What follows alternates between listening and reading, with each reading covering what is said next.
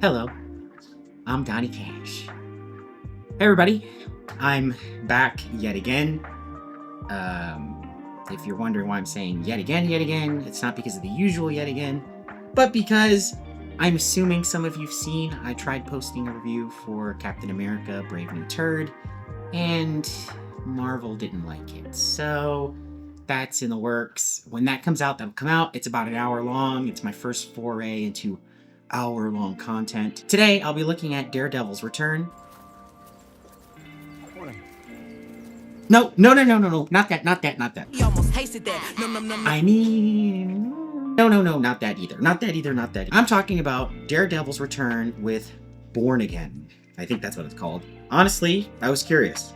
I liked the show in its original form when it came out back in the day, and I wanted to see if it's going to be an actual return to form, or if it's going to be more of the same from Marvel. Now, in the interest of fairness, I can't really make that claim until I've finished the series for myself, but I thought it would be more appropriate to go episode by episode and have you all experience the show with me. I'm sure that has nothing to do with the fact that your gaming laptop died and you have nothing but time now, right? Shut up, Emo Don.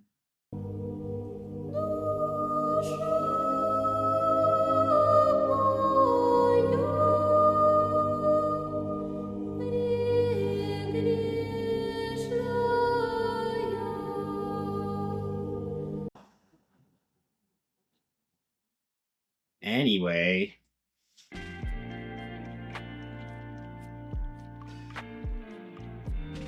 our show opens with Matt and his friends heading to a bar. It's just like old times. They're talking, having a good time, talking about work stuff in the city, and all the usual junk. Now they're going to a bar to celebrate a friend who's retiring from the police force. Everyone seems to be having a good time. What's-her-face here is hitting on Matt hardcore. I really don't remember her name. I think it's Karen.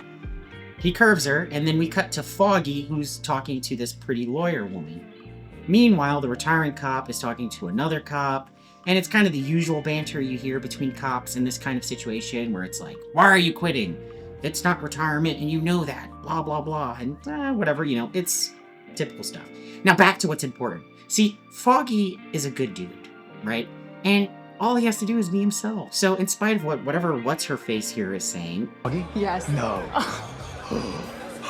He does not have the game for Kirsten Duffy. How dare you? Don't underestimate our Foggy. I'm not. Foggy don't need game. You know what I'm saying? Foggy's fine. That's when Foggy gets a phone call, and everything starts to go sideways from this point. Turns out Foggy has been stashing a guy named Benny at his apartment. When Matt finds out, he rushes to Foggy's apartment. I agree, it's not the smartest thing in the world for Foggy to keep a guy in his apartment, but he gets a pass for being a decent human being. I get why he did it. It turns out the guy who came for Benny doesn't really want Benny, but he wants Foggy. But by the time this becomes obvious to Matt, it's too late for him to make it back to Foggy in time. Foggy gets shot. But he's not the only one to get shot. Now, a bunch of other people get shot by this assassin. The show hints to us who the assassin is leading up to this, and it's kind of obvious if you already know a little bit about Daredevil. It's Bullseye. Bullseye, like I said, doesn't stop at just killing Foggy. He pops this guy and this chick. He even kills some random civilians in a hallway while Daredevil's chasing him. I'm not gonna lie, I know it's kind of evil, but I did kind of get a giggle out of just how reckless and not giving a shit Bullseye was. He's like getting away from Daredevil, and it's almost like his punishment to Daredevil for Daredevil chasing him is he's gonna kill even more random people along the way. As if to say, you may think you're the hero, but you're not gonna save anybody. So he's just killing people left, right, and center. It's insane. Well, right off the bat from this opening sequence and chain of events, it feels like a return to form for this series, at least just from this piece. Now, the only thing that really pisses me off here is that somehow Bullseye getting pushed off a roof and falling face first into concrete doesn't kill him, and somehow he's perfectly okay when we see him next. Really, the biggest crime committed in this show and by this show, to me, is cock-blocking Foggy. And also, yes, killing him off. He's the most liked character in the show, and I think most people agree Foggy was one of the main reasons to stick around. He had a few moments in some of the earlier seasons where he was a little whiny, but for the most part, he was a decent dude and a good reason to watch the show, alongside all the great action that was in season 1 and 2 and stuff like that. We cut to what's obviously a den of crime, and we see that there's an operation being ran by Kingpin's wife.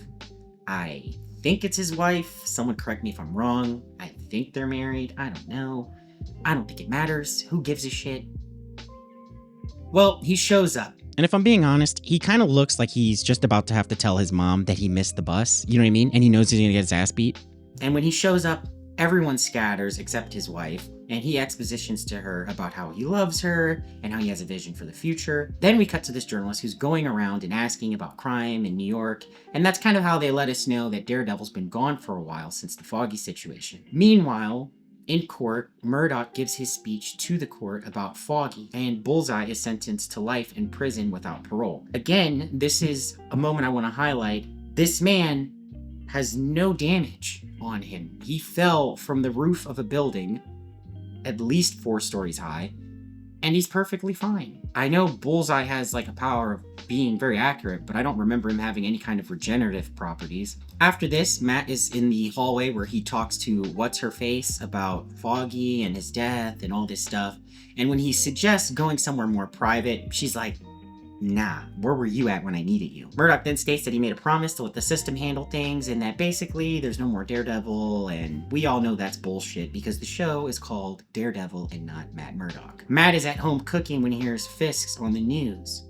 I know this is a small detail, but he could listen to Fisk on the news and keep cooking. It's completely unnecessary for him to let his food burn.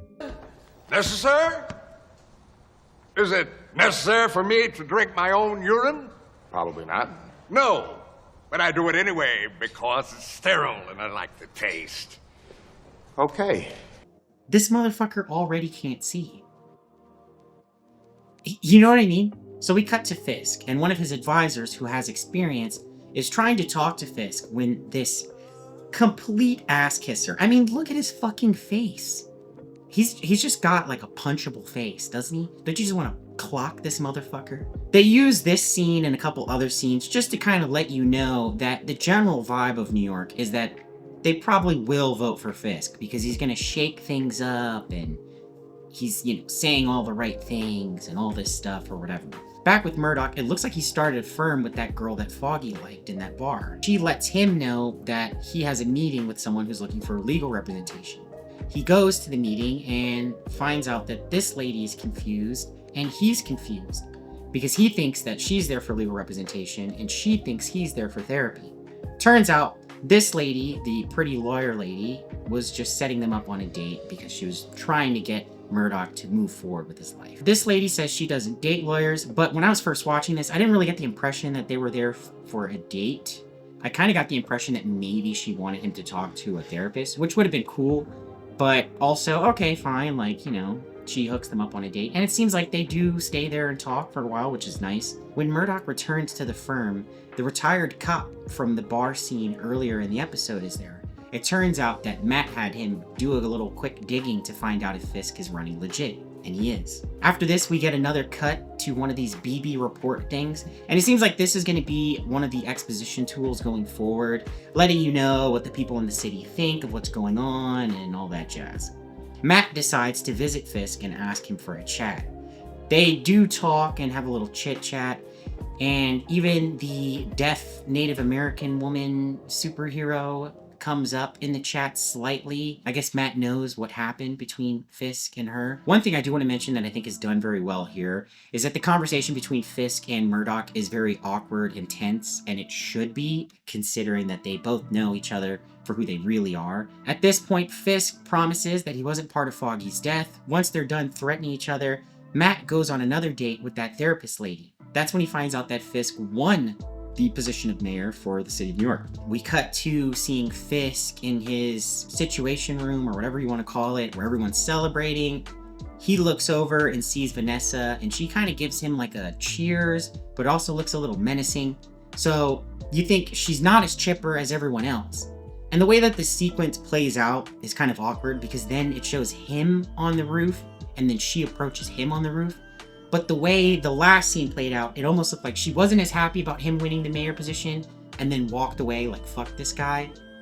But then she comes back in the next scene. You know what I mean? It's like weird how that played out. It's like the tone didn't stay the same across the board, right? Because the tone from the one scene is she's not as happy and she's kind of menacing about him winning. And then the next scene is like them talking on a roof, and then she's like, you know, asking him to make promises. Like, again, if someone knows what he's talking about, he says, I know about Adam. I don't know who Adam is, but she makes him promise not to kill him. That's where that ends. Again, that tone really was kind of weird to me. Matt and the therapist kiss on the street at the end of their date, and then we get kind of a dramatic set of scenes where we see, you know, New York and its state celebrating that Fisk won, but it's kind of menacing, and then the episode ends. So far as it goes with episode 1, it seems like maybe they're on the right path here. It seems like we're gonna get Daredevil, so I'm looking forward to it.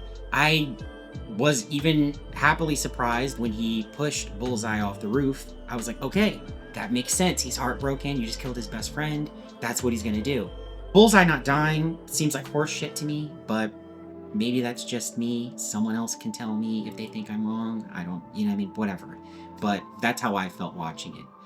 Everything else seems like it's gonna be pretty good. I'm excited to step into episode 2. I hope I'll catch you there in our episode 2 recap, where we'll just go through it together, get my reaction and my thoughts, and then yeah, I'll see you guys there. Hopefully you like this little review in this format. Let me know what you think. And if you didn't like it and you made it this far, I thank you for giving it a chance. Hopefully one of my other videos will appeal to you more, and I'll catch you guys in the next one. And no matter where you are on this beautiful blue marble of ours, good day, good evening, and good night. Peace. I hope my words can paint a perfect picture and let you know how much a brother miss you. Pour out some liquor. Pour out a little liquor. Y'all know what time it is. Pour out some liquor.